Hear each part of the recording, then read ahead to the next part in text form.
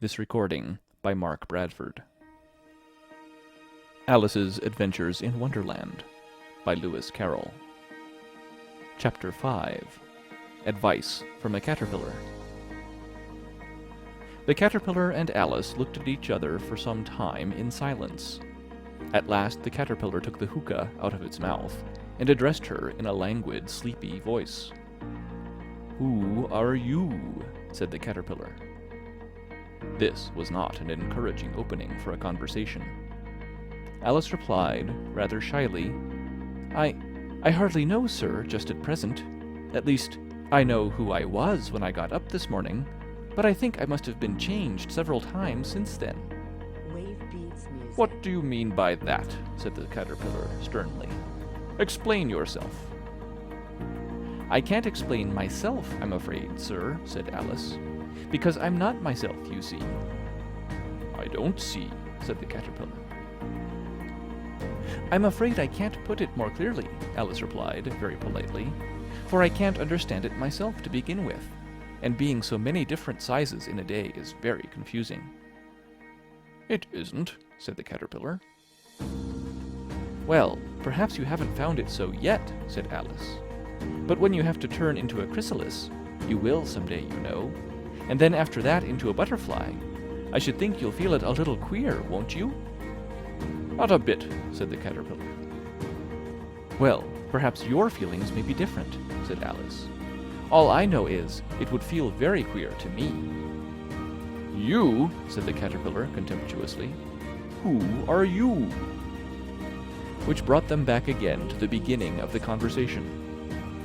Alice felt a little irritated at the caterpillars making such very short remarks, and she drew herself up and said, very gravely, "I think you ought to tell me who you are first."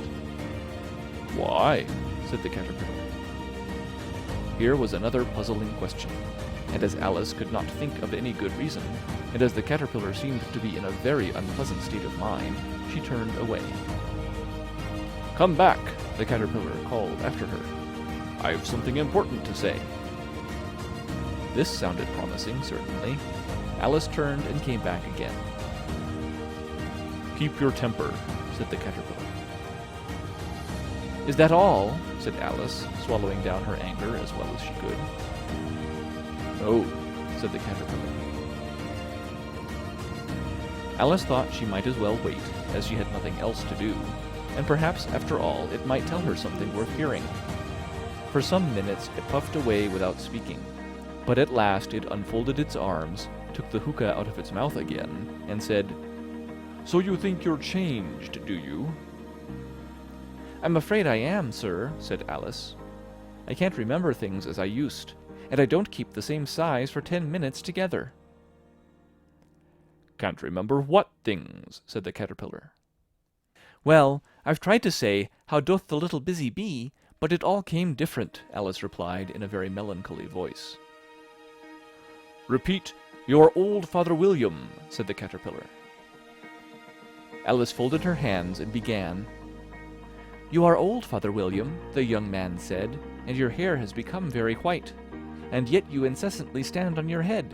Do you think, at your age, it is right?" "In my youth," Father William replied to his son, "I feared it might injure the brain. But now that I'm perfectly sure I have none, why, I do it again and again." "You are old," said the youth, as I mentioned before, "and have grown most uncommonly fat. Yet you turned a back somersault in at the door. Pray, what is the reason of that?" "In my youth," said the sage, as he shook his grey locks, "I kept all my limbs very supple by the use of this ointment, 1 shilling the box. Allow me to sell you a couple?" "You are old," said the youth, "and your jaws are too weak for anything tougher than suet. Yet you finished the goose with the bones and the beak. Pray, how did you manage to do it?" "In my youth," said his father, "I took to the law and argued each case with my wife, and the muscular strength which it gave to my jaw has lasted the rest of my life." "You are old," said the youth. "One would hardly suppose that your eye was as steady as ever. Yet you balanced an eel on the end of your nose. What made you so awfully clever?" "I have answered 3 questions, and that is enough," said his father. "Don't give yourself airs. Do you think I can listen all day to such stuff? Be off, or I'll kick you downstairs." "That is not said right," said the caterpillar. "Not quite right, I'm afraid," said Alice, timidly. "Some of the words have got altered."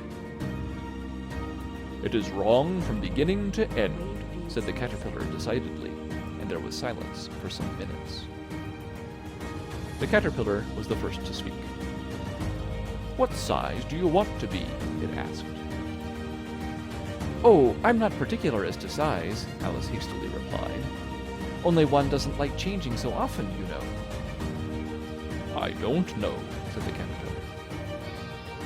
Alice said nothing. She had never been so much contradicted in her life before, and she felt that she was losing her temper. "Are you content now?" said the caterpillar. "Well, I should like to be a little larger, sir, if you wouldn't mind," said Alice. 3 inches is such a wretched height to be." "It is a very good height indeed," said the caterpillar angrily, rearing itself upright as it spoke. It was exactly 3 inches high. "But I'm not used to it," pleaded poor Alice in a piteous tone. And she thought to herself, "I wish the creatures wouldn't be so easily offended." "You'll get used to it in time," said the caterpillar, and it put the hookah into its mouth and began smoking again. This time Alice waited patiently until it chose to speak again. In a minute or two, the caterpillar took the hookah out of its mouth and yawned once or twice and shook itself. Then it got down off the mushroom and crawled away in the grass, merely remarking as it went, "One side will make you grow taller, and the other side will make you grow shorter." "One side of what? The other side of what?" thought Alice to herself.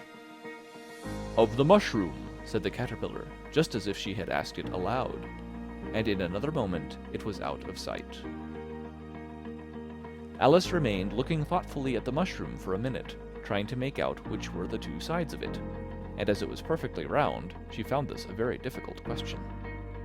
However, at last she stretched her arms round it as far as they would go, and broke off a bit of the edge with each hand. "And now, which is which?" she said to herself, and nibbled a little of the right-hand bit to try the effect. The next moment she felt a violent blow underneath her chin. It had struck her foot. She was a good deal frightened by this very sudden change, but she felt that there was no time to be lost, as she was shrinking rapidly. So she set to work at once to eat some of the other bit. Her chin was pressed so closely against her foot that there was hardly room to open her mouth, but she did it at last, and managed to swallow a morsel of the left-hand bit. "Come, my head's free at last," said Alice in a tone of delight, which changed into alarm in another moment, when she found that her shoulders were nowhere to be found. All she could see, when she looked down, was an immense length of neck, which seemed to rise like a stalk out of a sea of green leaves that lay far below her.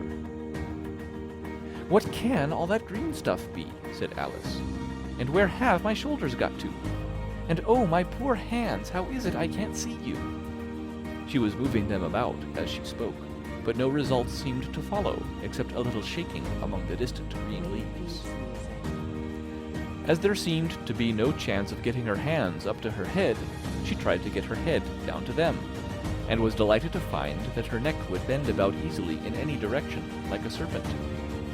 She had just succeeded in curving it down into a graceful zigzag, and was going to dive in among the leaves, which she found to be nothing but the tops of the trees under which she had been wandering, when a sharp hiss made her draw back in a hurry.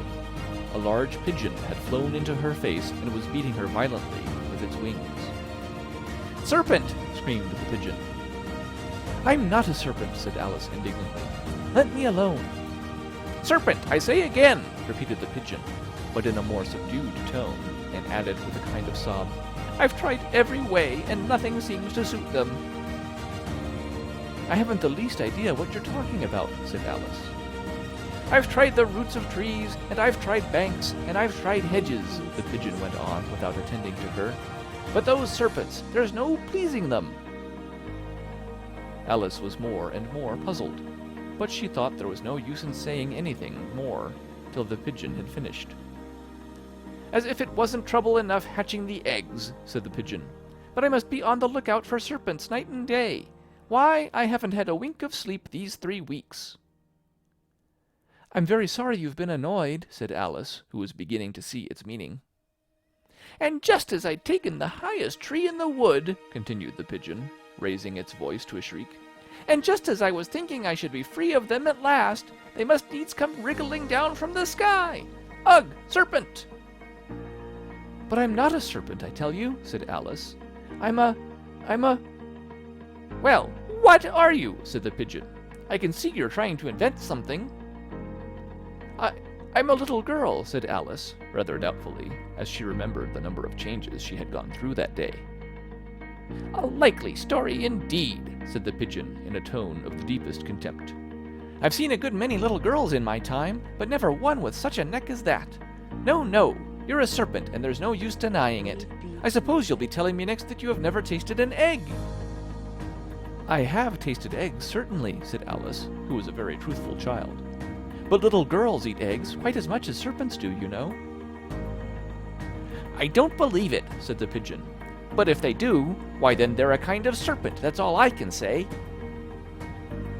This was such a new idea to Alice that she was quite silent for a minute or two, which gave the pigeon the opportunity of adding, "You're looking for eggs, I know that well enough. And what does it matter to me whether you're a little girl or a serpent?" "It matters a good deal to me," said Alice hastily. "But I'm not looking for eggs as it happens. And if I was, I shouldn't want yours. I don't like them raw." "Well, be off then," said the pigeon in a sulky tone, as it settled down again into its nest. Alice crouched down among the trees as well as she could, for her neck kept getting entangled among the branches, and every now and then she had to stop and untwist it. After a while, she remembered that she still held the pieces of mushroom in her hands, and she set to work very carefully, nibbling first at one and then at the other, and growing sometimes taller and sometimes shorter, until she had succeeded in bringing herself down to her usual height. It was so long since she had been anything near the right size that it felt quite strange at first, but she got used to it in a few minutes and began talking to herself as usual. "Come, there's half my plan done now. How puzzling all these changes are. I'm never sure what I'm going to be from one minute to another. However, I've got back to my right size. The next thing is to get into that beautiful garden. How is that to be done, I wonder?" As she said this, she came suddenly upon an open place with a little house in it about 4 feet high. "Whoever lives there," thought Alice, "it'll never do to come upon them this size. Why, I should frighten them out of their wits." So she began nibbling at the right-hand bit again, and did not venture to go near the house till she had brought herself down to 9 inches high. End of Chapter 5. Recorded December 28th, 2005, in Longmont, Colorado.